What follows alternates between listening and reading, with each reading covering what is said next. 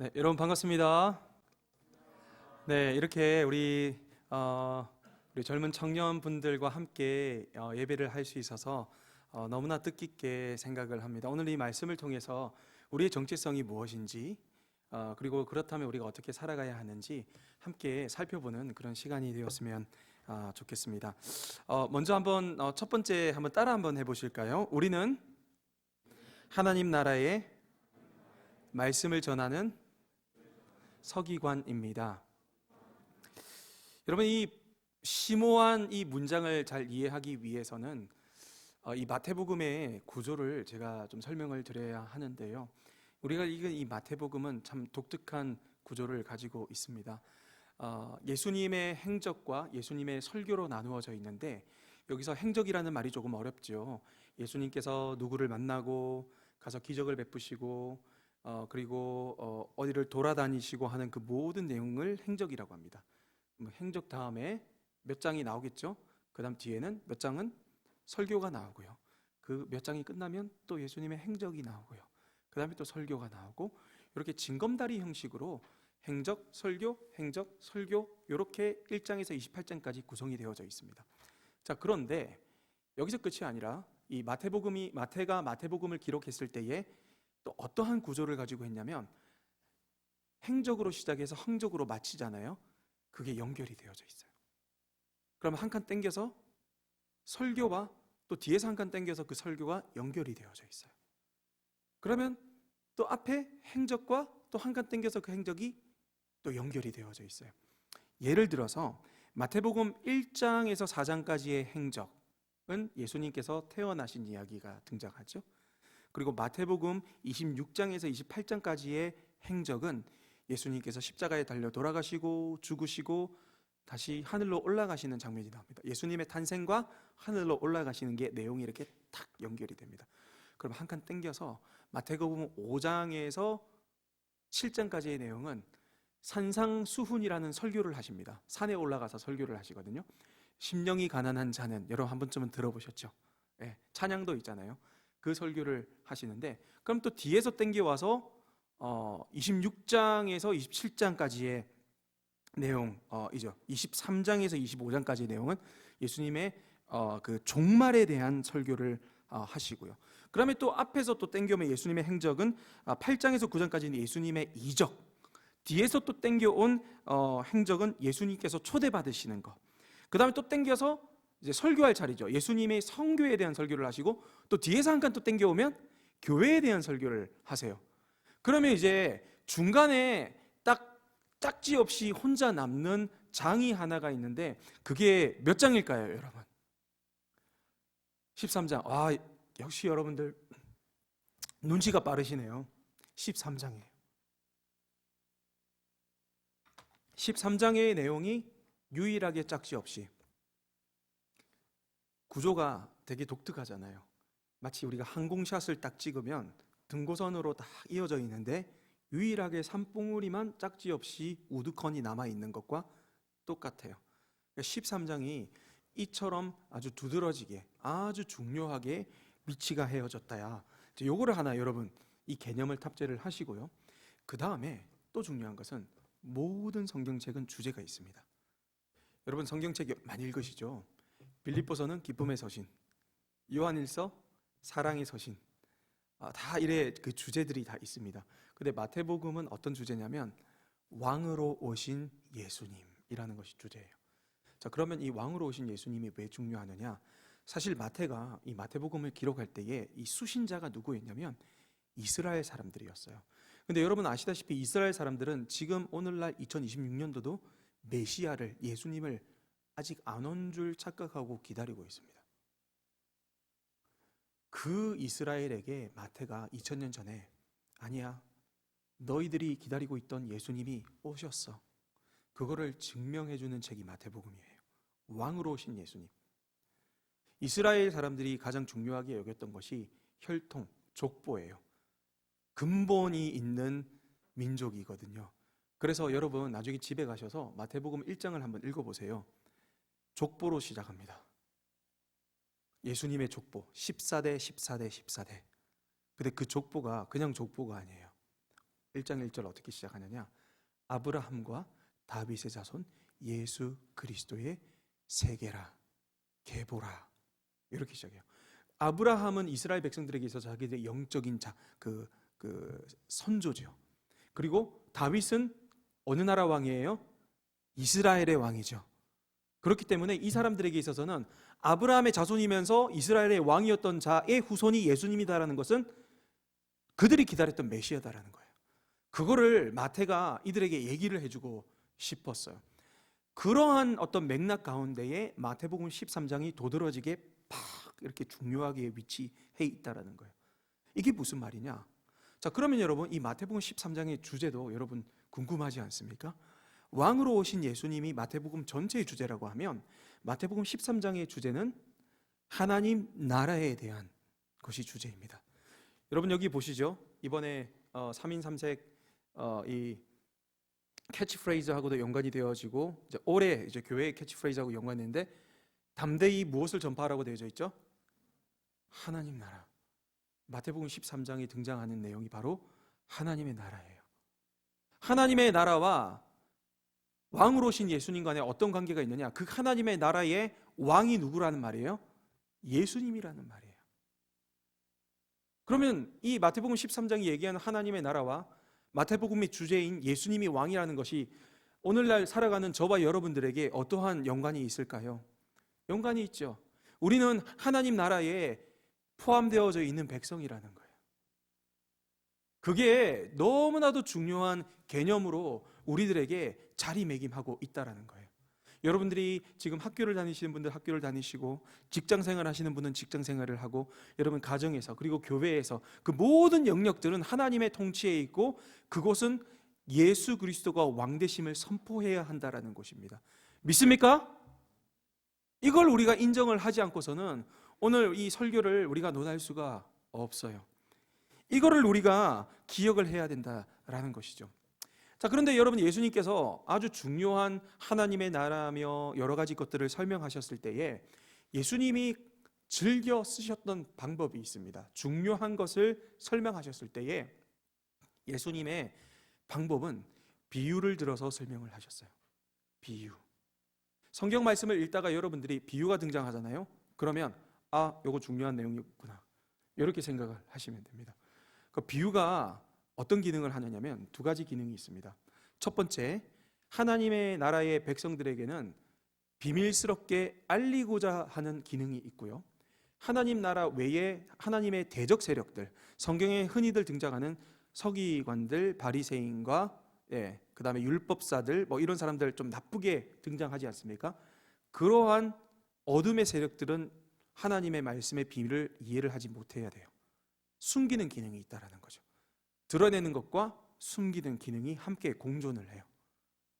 이것은 무엇과 같냐면 여러분들 우리 자매님들 군대 얘기해서 죄송합니다. 군대 이야기 하나 할게요. 전쟁이 날 경우에 적군과 아군을 구별하기가 낮에는 쉽겠죠. 그런데 어두컴컴한데 내가 총을 들고 있어요. 저쪽 한 20m 앞에 다른 병사가 또 총을 들고 있어요. 우리 편일까요? 적군일까요? 눈에 잘 안 보여. 그럼 어떻게 해야 되죠? 혹시 적군이세요? 이렇게 물어보면 아니요? 하면 아니구나. 이거는 아니잖아요. 그래서 전 군에 뭘 만드냐면 비밀스러운 암구를 만들었습니다. 내가 질문을 할 때 쓰는 문어, 그리고 저쪽에서 내가 질문을 했을 때 답을 올바르게 해야 돼요. 365일 매일매일 다르게 문어와 답어 다 달라요. 그래서 오늘 예를 들어서 문어가 교회, 그리고 답어가 말씀, 이렇게 딱 정해지면 우리 다 외워야 돼. 다 외워야 돼요. 한번 해볼까요? 제가 한번 물어볼게요. 교회, 다시 교회. 자, 이러면 우리는 같은 편이에요. 근데 내가 교회 이렇게 했는데 아무 말이 없어. 그건 뭐다? 적군인 거죠. 이게 이제 암고의 기능인데 예수님도 동일하게 그러한 기능이 있어요. 이게 바로 비유라는 거죠. 숨기는 것과 드러내는 것. 자, 그런데 이 마태복음 13장에 비유가 7개가 등장해요. 그러면 우리가 잘은 모르나 성경 말씀을 우리가 연구하는 학자들은 아니나 여러분 분명한 것은 이 말씀은 중요하다 안 중요하다? 중요하다라는 거예요. 너무 중요하다라는 거예요. 제가 시간 관계상 이 모든 비유들을 다 풀어서 설명을 좀 하기가 좀 힘든데 어떠한 내용이냐면 씨 뿌리는 비유, 겨자씨 비유, 누룩 비유가 등장하는데 이 비유의 뜻은 하나님의 나라는 지금도 자라고 있다라는 것을 이야기를 해주고 있어요. 두 번째, 밭에 감추인 비유, 값진 진주. 이 비유들은 어떠한 일이 있더라도 하나님의 나라는 소유해야 된다는 것을 가르쳐주고 있어요. 마지막으로 가라지 비유와 그물 비유는 그렇다고 해서 모두 다 천국에 들어가는 것은 아니다라는 것을 가르쳐주고 있어요. 여러분, 제가 이 말씀을 묵상하면서 저는 크게 위로를 받은 것이 하나 있습니다. 그게 무엇이냐? 여러분, 우리 크리스천으로 살아가기가 지금 힘들죠.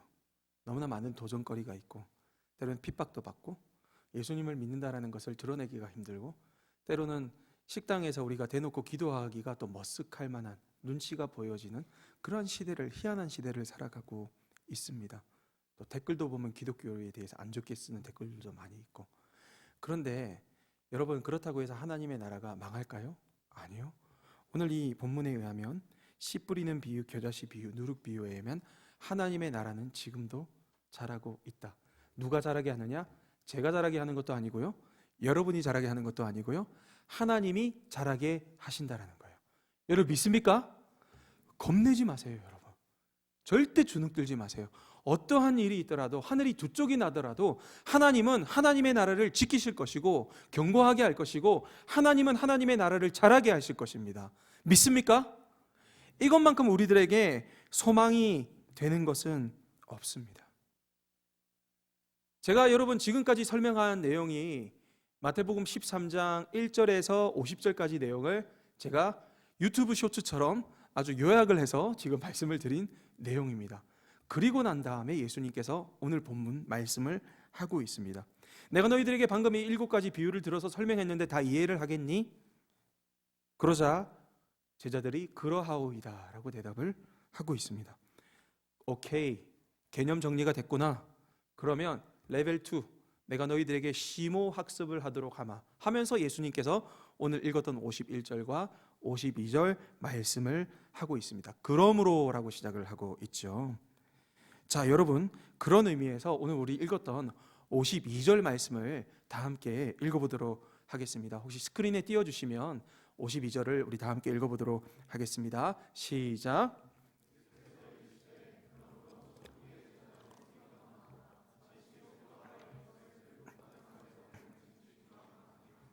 아멘. 여러분, 여기서 얘기하시는 예수님께서 이제 시모 학습으로 말씀하시는 것이 천국의 제자된 서기관마다. 자, 서기관이라는 말이 좀 어렵죠. 서기관은 무엇이냐면 오늘 목사님 찬양인도에 제가 크게 오늘 1부, 2부 예배 때 이제 드리면서 은혜를 많이 받았는데, 우리 사역자님들뿐만 아니라 우리 모든 사람들을 다 일컫는 말이긴 해요. 근데 원래 서기관은 사역자를 일컫는 말은 맞아요. 그런데 앞에 단서가 하나 붙어요. 뭐냐? 천국의 제자된 서기관마다. 제가 물어봅시다. 여기에서 예수님의 제자가 나는 아니다, 손 들어보세요. 네, 아무도 없죠. 순간 혹시 손 들면 어떡하지? 제가 이렇게 좀 걱정을 했는데, 우리는 다 주님의 제자예요. 제자된 서기관마다. 무슨 말이냐? 하나님께서 우리를 제자로 부르셨을 때에 그냥 시쳇말로 어중이 떼중이로 우리를 부르신 것이 아니라 하나님의 사역자 레벨로 우리를 부르셨다는 거예요. 우리가 인생 한번 주님을 위해서 살아갈 때에, 제자를 위해 살아갈 때에 우리는 정말 평균값으로 살아가는 것이 아니라 정말 수준 높고 고상하고 하나님의 나라를 갈망하는 제자된 서기관으로 우리를 부르셨다라는 거예요. 그게 하나님께서 저와 여러분들에게 바로 오늘 2026년도 우리들에게 요구하는 관점이다라는 것입니다. 사랑하는 성도님 여러분, 사랑하는 우리 청년 여러분들, 하나님께서는 우리를 대충 턱걸이 신앙하라라고 이 땅에 보내지 않으셨습니다. 우리를 통해서 정말 잃어버렸던 영혼들이 회개하며 돌아오고 잃어버렸던 하나님의 그 나라의 영역들이 회복되는 것을 보기 원하셔서 저희들을 선택하셨습니다. 우리가 이러한 은혜가 우리 가운데 임하고 이러한 은혜를 통해서 우리가 자부심을 가지고 담대하게 살아가시는 주님의 백성 되시길 주님의 이름으로 기원합니다. 기원합니다. 두 번째 한번 따라해 보실까요? 우리는 새 것과 옛 것을 적용하는 서기관입니다. 오늘 우리가 읽었던 말씀 다시 한번 읽어볼까요? 52절 말씀에 다 나와져 있습니다. 한번 읽어보겠습니다. 시작. 예수께서 이르시되 그러므로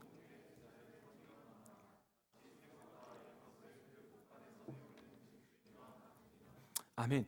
여러분 여기에서 이제 좀 생소한 단어들을 좀 풀어야 합니다.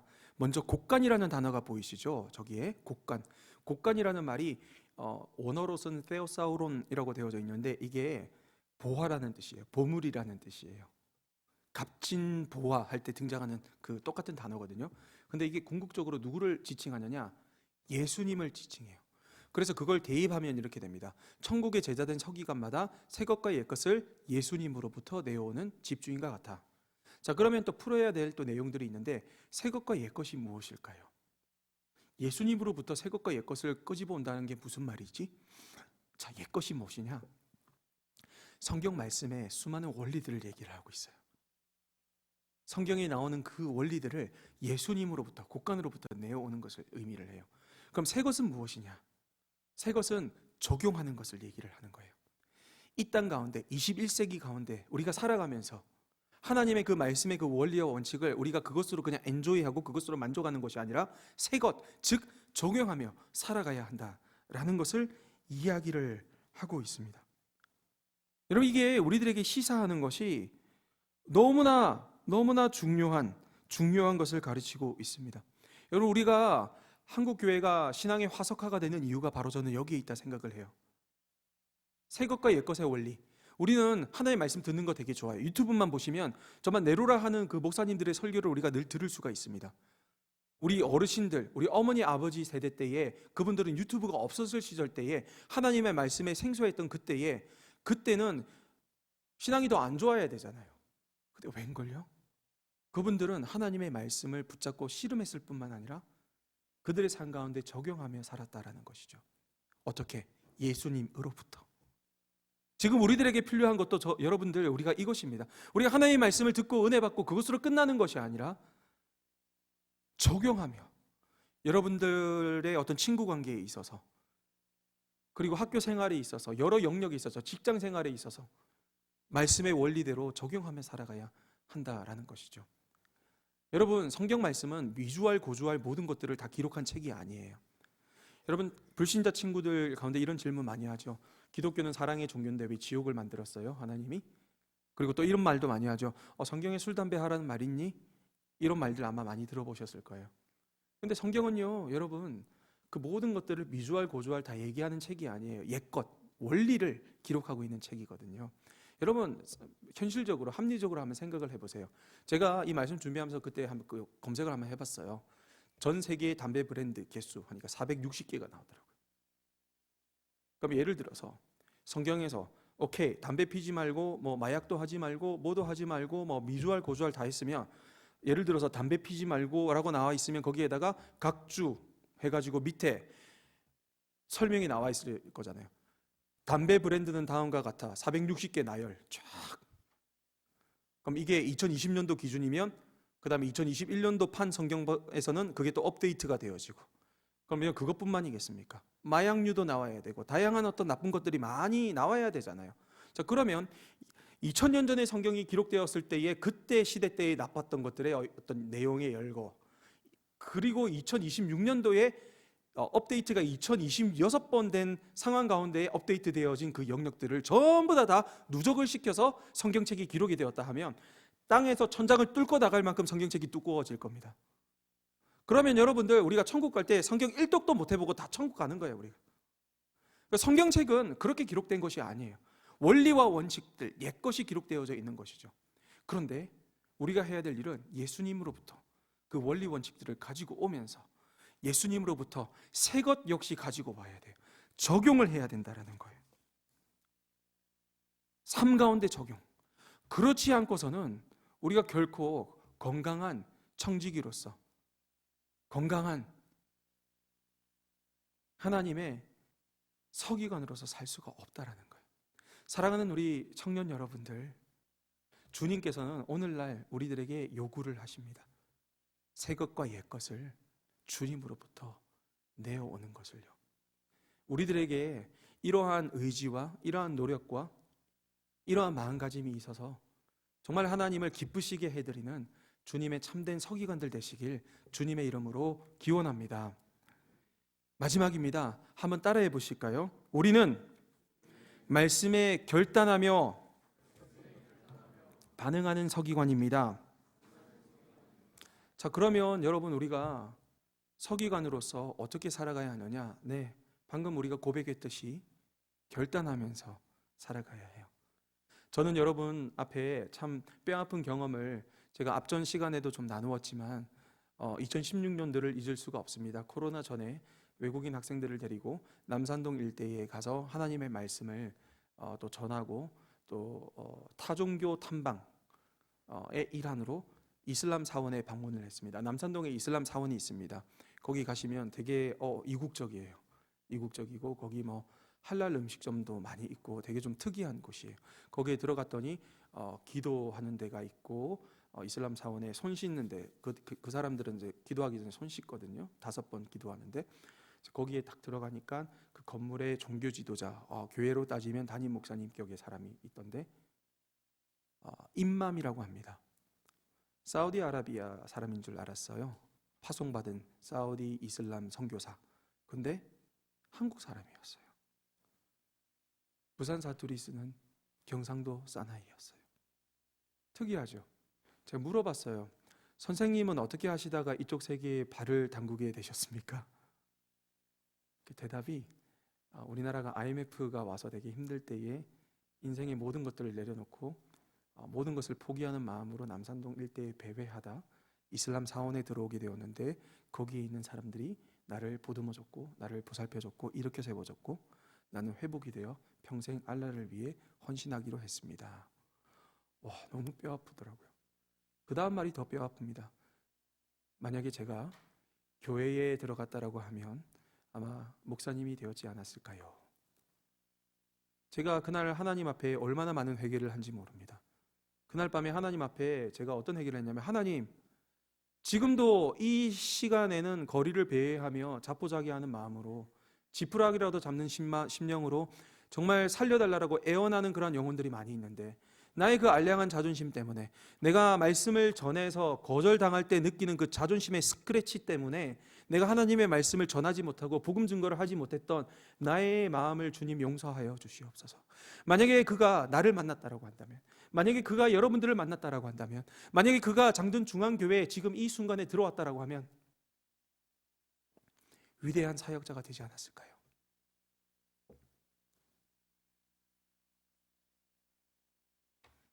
전 너무나 많은 회개를 하게 되었습니다. 그리고 그 이후부터 저는 열심히 복음 증거를 하고 있습니다. 제가 오늘 이 예배를 마치면 김해 지역에 제가 외국인들 대상으로 선교 사역을 하고 있거든요. 기다리고 있습니다. 17개국에서 모여인 한 50에서 한 60여 명의 사람들이 있습니다. 여러분 딱 앉아서 설교하러 딱 서면 놀랍습니다. 17개국의 다양한 사람들이 앉아 있는데 천국 같아요. 왜냐하면 여러분, 우리 천국에 가면 한국 사람만 있는 게 아니라 일본 사람도 있고 중국 사람도 있고 미국 사람도 있고 네팔 사람도 있고 아프리카 사람들도 있어요. 그래서 저는 항상 그 외국인들에게 하는 말이 있습니다. 오늘도 우리가 천국 연습을 합시다, 이렇게 얘기를 해요. 멋있지 않아요? 네. 너무 귀한 사람들이 앉아 있어요. 제가 간증들이 너무나 많은데 시간 관계상 다 얘기를 할 수는 없고, 우리가 복음 증거를 많이 하거든요. 그때 제가 결단을 해서 노방전도 많이 나갑니다. 김해에 가가지고 전도하면 예수님 믿고 회개하고 돌아오는 사람도 있고, 이집트 어떤 여학생인데 히잡을 쓰고 온 친구가 있습니다. 무슬림 친구인데 교회에 외로워서 왔더라고요. 작년 크리스마스죠. 작년이라 해봤자 12월 달이니까 한 달 전이죠. 크리스마스 행사 때 이 친구가 제가 너무 은혜를 받았는데 히잡을 벗고 긴 생머리를 휘날리면서 교회에 왔더라고요. 눈물이 나더라고요. 여러분, 그 무슬림이 히잡을 벗는다는 것은 이건 이제 정체성의 전환이거든요. 자기 나라에서 그렇게 하면 큰일 납니다. 그래서 저는 그 히잡을 벗어버리고 그 긴 머리를 훌훌 날리며 바람에 날리며 오는 그 모습에서 자유로운 영혼을 발견을 했고, 그 모습에서 예수 그리스도를 발견을 했고, 그 모습에서 나도 내 영혼이 자유로워지는 것을 저는 경험을 했어요.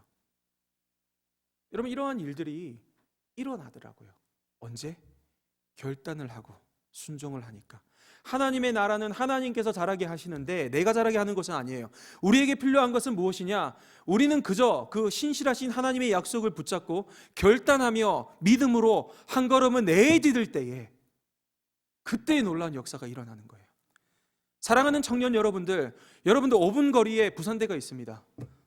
우리 청년 여러분들, 제가 비전을 제시합니다. 부산대를 품고 부산대를 향하여 기도하십시오. 저 영혼들을 품고 하나님, 저 영혼들을 저희들에게 보내주시옵소서. 하나님의 나라는 하나님께서 자라게 하는 것인데 우리의 믿음 없음을 용서하여 주시고, 우리가 믿음의 결단의 한 걸음을 내릴 때에 홍해가 갈라지고 요단강이 갈라졌듯이 우리를 통해 놀라운 믿음의 역사가 일어나도록 도와주시옵소서. 여러분, 이 가운데 여러분들이 그 마음을 품고 나아가면 여러분들에게도 놀라운 역사가 일어나실 것입니다. 여러분, 믿습니까? 이러한 자세가 우리들에게 필요하다라는 것이죠. 자, 그러면 여러분, 우리가 어떻게 결단을 해야 할까요? 사실은 쉽지가 않잖아요. 제가 아는 지인 중에 고소공포증이 있는 지인이 있습니다. 근데 이 고소공포증이 있는 지인이 군대를 어디 갔냐면 특공대를 갔어요. 근데 이게 왜 웃기냐면, 특공대가 뭐냐면 고소공포증과 완전히 반대가 되는 것이거든요. 헬기를 타고 높은 곳에서 점프해야 돼요. 고소공포증이 있는데 맨날 훈련이 높은 데서 점프하는 거 연습을 해요. 물어봤어요. 고소공포증이 있는데 점프했어요? 하니까 했대요. 어떻게 했어요? 물어보니까 점프하는 것에 대한 공포보다 점프를 하지 않았을 때 얻어맞을 공포가 더 컸기 때문에 점프를 했대요. 되게 우스운 이야기죠. 근데 여러분, 사실은 철학자 키에르케고르는 그런 말을 했습니다. 두려움은 사람을 움직이게 한다. 고로 우리는 하나님을 두려워해야 한다. 우리가 하나님을 두려워한다라는 것은 성경적으로 경외한다라는 표현입니다. 여러분, 우리가 하나님을 어떻게 경외할까요? 여러분, 두려움은 얻어맞는 그런 어떤 그 공포는 그 경외는 그런 뜻이 아니에요. 마틴 루터라는 종교개혁가가 아주 잘 설명을 했습니다. 하나님을 두려워한다라는 것은 죄수와 간수 간의 관계와 그 다음 아버지와 아들 간의 관계에서 알 수가 있다. 죄수와 간수 간의 관계에서는 죄수가 간수의 말을 들을 때에 얻어맞기 싫어서 공포에 찌들려서 말을 듣게 되지만, 아버지와 아들 간의 관계는 아들은 아버지를 사랑해서 아버지 역시 아들을 사랑해서 그 관계 형성을 근간으로 하여 아버지를 존경하는 마음이 있기 때문에 아버지의 말에 순종한다라고 얘기를 했습니다. 하나님과 우리 관계가 마찬가지라는 것이죠. 우리를 사랑하시는 아버지 하나님, 하나님을 사랑하는 그의 자녀, 그의 양떼인 우리, 하나님을 존경한다라는 표현은, 아버지에게 존경한다라는 표현은 어울릴지 모르지만 하나님을 존경한다는 표현은 되게 얇은 것 같아요. 그것의 그 농도의 한 1만 배 이상의 존경이게 되겠죠. 우리를 창조하신 아버지 하나님을 정말 사랑하는 마음으로 존경하는 것, 그것이 바로 경외.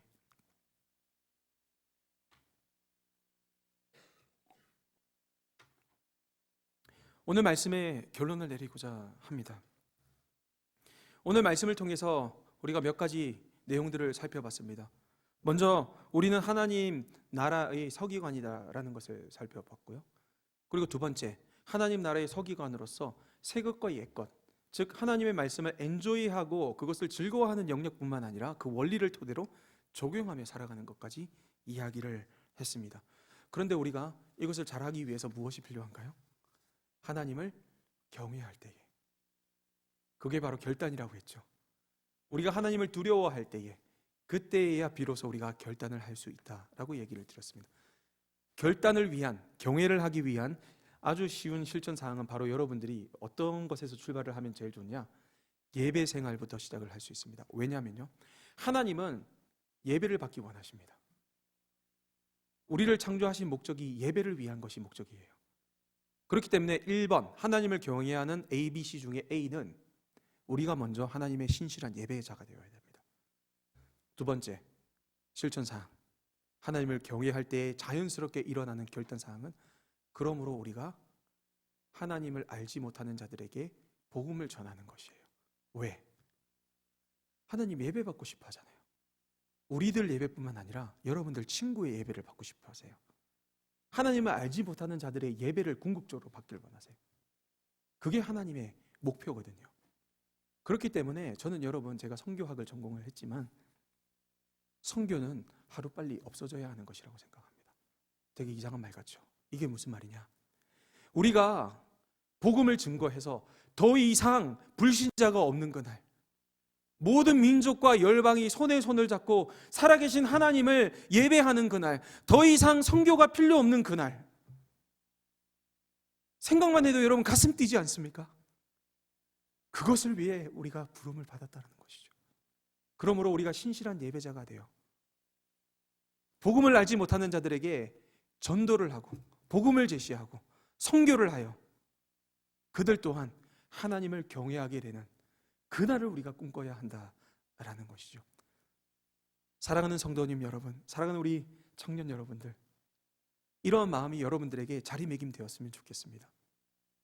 정말 그리하여서 정말 하나님의 신실한 청지기가 되어서 하나님의 신실한 제자된 서기관들이 되어서 정말 희어져 추수하게 될 이 날에 정말 하나님의 마음을 정말 얼음 냉수처럼 시원케 해드리는 그러한 주의 백성들이 되어서 더 이상 선교가 필요 없는 그날을 우리의 눈에 이 시대에 경험하게 되기를 주님의 이름으로 기원합니다.